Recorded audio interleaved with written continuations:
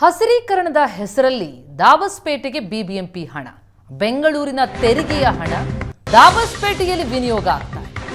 ಬೆಂಗಳೂರು ಹಸಿರು ಕಿತ್ತು ದಾಬಸ್ಪೇಟೆಗೆ ಉಸಿರು ನೀಡುವಂತಹ ಪ್ಲಾನ್. ಅಂದ್ರೆ ಬೆಂಗಳೂರಿನಲ್ಲಿ ಕಡಿದಂತಹ ಪ್ರತಿ ಮರಕ್ಕೆ ಬದಲಾಗಿ 10 ಗಿಡ ನೆಡುವಂತಹ ಪ್ಲಾನ್ ಆಗಿದ್ದು, ಗಿಡ ನೆಡೋದಕ್ಕೆ ದಾಬಸ್ಪೇಟೆಯಲ್ಲಿ ಜಾಗ ಹುಡುಕಿದೆ ಬಿಬಿಎಂಪಿ. ಬೆಂಗಳೂರು ಮಂದಿಯ ಆಸ್ತಿ ತೆರಿಗೆಯ ಲೂಟಿಗೆ ಬಿಬಿಎಂಪಿ ಅಧಿಕಾರಿಗಳ ಪ್ಲಾನ್ ಮಾಡಿದ್ದಾರೆ. ತಮ್ಮ ವ್ಯಾಪ್ತಿಗೆ ಬರದೇ ಇದ್ರೂ ಕೋಟ್ಯಂತರ ರೂಪಾಯಿ ಟೆಂಡರ್ ಕರೆದಿದೆ ಬಿಬಿಎಂಪಿ. ಗ್ರೀನ್ ಸಿಟಿ ಹೆಸರಲ್ಲಿ ಕೋಟಿ ಕೋಟಿ ಹಣ ಲೂಟಿಗೆ ಹಾಗಿದ್ರೆ ಸ್ಕೆಚ್ ಹಾಕಿದ್ದಾರಾ? ಬಿಬಿಎಂಪಿಯ ಈ ನಡೆಗೆ ಸಾರ್ವಜನಿಕರು ತೀವ್ರ ಆಕ್ರೋಶವನ್ನು ವ್ಯಕ್ತಪಡಿಸ್ತಾ ಇದ್ದಾರೆ.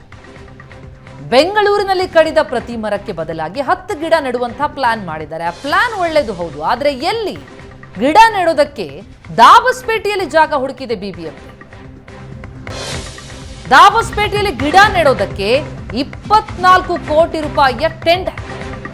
1 ಗಿಡ ನೆಟ್ಟು 3 ವರ್ಷ ಪೋಷಿಸೋದಕ್ಕೆ 3,100 ರೂಪಾಯಿ ನಿಗದಿ. ಸುಮಾರು 10,900 ಗಿಡ ನೆಡೋದಕ್ಕೆ 3,40,00,000 ರೂಪಾಯಿಯ ಟೆಂಡರ್. ಬೆಂಗಳೂರಲ್ಲೇ ಗಿಡ ನೆಡೋದಕ್ಕೆ ಸ್ಥಳ ಇದ್ರೂ ಕೂಡ ಬೆಂಗಳೂರಲ್ಲಿ ಕಿತ್ತ ಮರಕ್ಕೆ ದಾಬಸ್ಪೇಟೆಯಲ್ಲಿ ಯಾಕೆ ಗಿಡ ನೆಡ್ತಿದ್ದಾರೆ? ಬೆಂಗಳೂರು ಜನರ ಬಗ್ಗೆ ಬಿಬಿಎಂಪಿ ಕಾಳಜಿ ಇಲ್ವಾ ಅನ್ನುವಂಥ ಪ್ರಶ್ನೆ ಬಿಬಿಎಂಪಿ ಅಧಿಕಾರಿಗಳನ್ನ ಸಾರ್ವಜನಿಕರು ಪ್ರಶ್ನಿಸ್ತಾ ಇದ್ದಾರೆ. ಬಿಬಿಎಂಪಿ ವ್ಯಾಪ್ತಿಯಲ್ಲಿರ್ತಕ್ಕಂಥ ಸುಮಾರು 19,000 ರಸ್ತೆಗಳ ಪೈಕಿ ಇನ್ನೂ ಸುಮಾರು 7,000ದಿಂದ 8,000 ರಸ್ತೆಗಳಲ್ಲಿ ಇನ್ನೂ ಒಂದು ಸಸಿ ಕೂಡ ಇಲ್ಲದೇ ಇರತಕ್ಕಂಥ ಪರಿಸ್ಥಿತಿಯಲ್ಲಿ ಇದ್ದೀವಿ. ಬಿಬಿಎಂಪಿಯ ದುಡ್ಡನ್ನು ಬಳಸ್ಕೊಂಡು, ಬಿಬಿಎಂಪಿ ಅನುದಾನವನ್ನು ಬಳಸ್ಕೊಂಡು ಪ್ರತಿಯೊಂದು ಸಸಿಗೆ 3,100 ರೂಪಾಯಿ ಥರ ಸುಮಾರು 3,10,00,000 ರೂಪಾಯಿ ಹಣವನ್ನು ಬಳಸ್ಕೊಂಡು 10,000 ಸಸಿಗಳನ್ನು ದಾಬಸ್ಪೇಟೆ ಬೆಂಗಳೂರು ಜಿಲ್ಲೆಗೂ ಸೇರಿರೋದಂಥದ್ದಲ್ಲ, ಅದು ಪಕ್ಕದ ತುಮಕೂರು ಜಿಲ್ಲೆಯ ವ್ಯಾಪ್ತಿಗೆ ಬರುವಂಥ ದಾಬಸ್ಪೇಟೆಯ ಒಂದು ಪರಿಸರದಲ್ಲಿ ಒಂದು ಕಾಂಪನ್ಸೇಟ್ರಿ ಫಾರೆಸ್ಟೇಷನ್ ಅನ್ನೋ ಹೆಸರಿನಲ್ಲಿ, ಅಂದರೆ ಪರ್ಯಾಯವಾದ ಅರಣ್ಯೀಕರಣ ಅನ್ನೋ ಹೆಸರಿನಲ್ಲಿ ಅದಕ್ಕೆ ಇನ್ನೊಂದು ರೂಪ ಕೊಟ್ಟು ಬೆಂಗಳೂರಿನ ಅನುದಾನವನ್ನು ಅಲ್ಲಿ ಬಳಸ್ಕೊಳ್ತಾ ಇರ್ತಕ್ಕಂಥದ್ದು. ಎಲ್ಲೋ ಒಂದು ಕಡೆ ಬೆಂಗಳೂರಿನ ನಾಗರಿಕರ ತೆರಿಗೆ ಹಣವನ್ನು ಇವರು ದುರುಪಯೋಗ ಪಡಿಸ್ಕೊಳ್ತಾ ಇರೋಂಥದ್ದು ಮತ್ತು ಬೆಂಗಳೂರಿಗೆ ಮಾಡ್ತಾ ಇರ್ತಕ್ಕಂಥ ದ್ರೋಹ ಅಂತ ಅತ್ಯಂತ ಸ್ಪಷ್ಟವಾಗಿ ಹೇಳೋಕ್ಕೆ ಇಷ್ಟಪಡ್ತೀನಿ. ಇವರಲ್ಲಿ ನೆಡಕೊಟ್ಟಿರ್ತಕ್ಕಂಥದ್ದು ಕೇಳಿ ನಾನು ಹೊಂಗೆ, ಬೇವು, ಸಂಪಿಗೆ ಮತ್ತು ಮಹಾಗನಿ ಸಸಿಗಳು ಅಂತ. ಮಹಾಗನಿ ಸಸಿ ಬೆಲೆ 20 ರೂಪಾಯಿ ಇದೆ, ಬೇವು ಮತ್ತು ಹೊಂಗೆ ಸಸಿ 15 ರೂಪಾಯಿಂದ 50 ರೂಪಾಯಿ ತನಕ ಇದೆ. ಅಂಥದ್ದಕ್ಕೆ ಈ ಬಗ್ಗೆ ಡೀಟೇಲ್ಸ್ ಕೊಡ್ತಾ ಹೋಗ್ತಾರೆ ನಮ್ಮ ರಿಪೋರ್ಟರ್ ರಕ್ಷಾ. ಈಗ ಸಂಪರ್ಕದಲ್ಲಿದ್ದಾರೆ. ರಕ್ಷಾ, ಇದೇನಿದು ಬಿಬಿಎಂಪಿಯ ನಡೆ ಅರ್ಥವಾಗದ್ದು? ಯಾವ ಕಾರಣಕ್ಕಾಗಿ ಬೆಂಗಳೂರಲ್ಲಿ ಕಡಿದ ಮರಕ್ಕೆ ದಾಬಸ್ಪೇಟೆಯಲ್ಲಿ ವಾಪಸ್ ಗಿಡ ನೆಡ್ತಿದ್ದಾರೆ ಅಂತಂದ್ರೆ, ದಾಬಸ್ಪೇಟೆಯಲ್ಲಿ ಹಸಿರೀಕರಣ ಮಾಡ್ಬಿಟ್ರೆ ಬೆಂಗಳೂರಿನಲ್ಲಿ ಕಡಿದ ಮರಕ್ಕೆ ಬೆಲೆ ಕೊಟ್ಟಂತಾಗತ್ತಾ? ತಮ್ಮ ವ್ಯಾಪ್ತಿಗೆ ಬರದೇ ಇರೋ ಕಡೆ ಗ್ರೀನ್ ಸಿಟಿ ಹೆಸರಲ್ಲಿ ಹಣ ಲೂಟಿ ಮಾಡೋದಕ್ಕೆ ಸ್ಕೆಚ್ ಹಾಕಿದೆಯಾ ಹಾಗಿದ್ರೆ ಬಿಬಿಎಂಪಿ? ಏನಾಗ್ತಾ ಇದೆ ಅಂತ?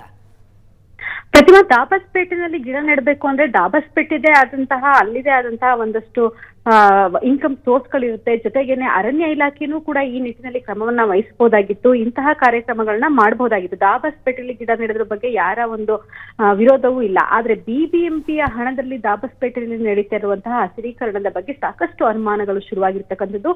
ಒಂದ್ ಕಡೆ ಇದೆಲ್ಲೋ ಒಂದ್ ಕಡೆ ಮಹಾ ಲೂಟಿಗೆ ಈ ರೀತಿಯಾದಂತಹ ಪ್ಲಾನ್ ನಡೀತಿದೆಯಾ ಅಂತ ಅನ್ಸುತ್ತೆ. ಯಾಕಂದ್ರೆ ಇಲ್ಲಿಂದ ಅಲ್ಲಿಗೆ ಟೆಂಡರ್ ಮಾಡಿದಂತ ಸಂದರ್ಭದಲ್ಲಿ ಅಲ್ಲಿ ಯಾರು ಅದನ್ನ ಮಾನಿಟರ್ ಮಾಡೋದಿಲ್ಲ. ಎಷ್ಟು ಗಿಡ ನೆಡ್ಬೋದು, ಎಷ್ಟು ಗಿಡ ನೆಟ್ರಿ ಅಂತೇಳಿ ಇಲ್ಲಿ ಅನುದಾನವನ್ನ ಬಿಡುಗಡೆ ಮಾಡಿಸ್ಕೋಬಹುದು ಅಂತಕ್ಕಂಥದ್ದು ಒಂದ್ ಕಡೆ. ಮತ್ತೊಂದ್ ಕಡೆ ಬಿಬಿಎಂಪಿ ನೈತಿಕವಾಗಿ ಇಡೀ ಬೆಂಗಳೂರಿಗೆ ಮಾಡ್ತಿರುವಂತಹ ಮಹಾ ಮೋಸ ಅಂತ ಅನ್ಸುತ್ತೆ. ಬೆಂಗಳೂರಿನ ಫ್ಯೂಚರ್ ದೃಷ್ಟಿಯಿಂದ, ಹಾಗೆ ಈಗಿರುವಂತಹ ಜನರ ಒಂದು ದೃಷ್ಟಿಯಿಂದ ಪ್ರತಿ ದಿನೇ ಜನಸಂಖ್ಯೆ ಹೆಚ್ಚಾಗ್ತಾ ಇದೆ. ಅದಕ್ಕೆ ಬೇಕಾದಂತಹ ಒಂದು ವಾತಾವರಣ ಬೆಂಗಳೂರಿನಲ್ಲಿ ಸೃಷ್ಟಿ ಆಗ್ತಿಲ್ಲ. ಈಗಾಗಲೇ ಬೆಂಗಳೂರಿನಲ್ಲಿ ತಾಪಮಾನ ಏರಿಕೆ ಆಗಿದೆ, ಜನ ಕೂಡ ಬಿಸಿಲಿನಿಂದ ಸಾಯ್ತಾ ಇರ್ತಕ್ಕಂಥದ್ದು, ಒಳ್ಳೆಯ ಉಸಿರಾಟದ ಗಾಳಿ ಇಲ್ಲ ಅಂತ ಬಳಲ್ತಾ ಇರ್ತಕ್ಕಂಥದ್ದನ್ನ ನಾವು ನೋಡ್ತಾ ಇದ್ದೀವಿ. ಸೊ ಬೆಂಗಳೂರಿಗೆ ಗಿಡಗಳನ್ನ ನೆಡುವಂಥದ್ದು, ಅದು ಮರಗಳಾಗಿ ದೊಡ್ಡ ಪ್ರಮಾಣದಲ್ಲಿ ಬೆಳೆಯುವಂಥದ್ದೇನಿದೆ, ಅದು ಬೆಂಗಳೂರಿನ ಫ್ಯೂಚರ್ ದೃಷ್ಟಿಯಿಂದ, ಬೆಂಗಳೂರಿಗರ ಒಂದು ಹೆಲ್ತ್ ದೃಷ್ಟಿಯಿಂದ ಕೂಡ ಬಹಳನೇ ಅತ್ಯುತ್ತಮವಾದಂತಹ ವಿಷಯ. ಅದನ್ನ ಹೊರತುಪಡಿಸಿ ಬೆಂಗಳೂರಿನ ಹಣವನ್ನ ಬಳಕೆ ಮಾಡೋದು ಒಂದ್ ಕಡೆ ಆದ್ರೆ, ಬೆಂಗಳೂರಿಗೆ ಆಗ್ತಾ ಇರುವಂತಹ ಬೆಂಗಳೂರಿನ ನಗರ ಹೆಲ್ತ್ ವಿಚಾರವಾಗಿ ಆಗ್ತಿರುವಂತಹ ಮಹಾ ಮೋಸ ಇದು ಅಂತಾನೆ ಹೇಳ್ಬೇಕಾಗುತ್ತೆ ಬಿಬಿಎಂಪಿಯ ಈ ನಡೆಗೆ. ಹಾಗಾಗಿ ಸಾಕಷ್ಟು ವಿರೋಧ ಕೂಡ ವ್ಯಕ್ತವಾಗ್ತಾ ಇರತಕ್ಕಂಥದ್ದು. ಪ್ರತಿಮಾ, ಥ್ಯಾಂಕ್ ಯು ರಕ್ಷಾ ತಮ್ಮೆಲ್ಲ ಮಾಹಿತಿಗೆ.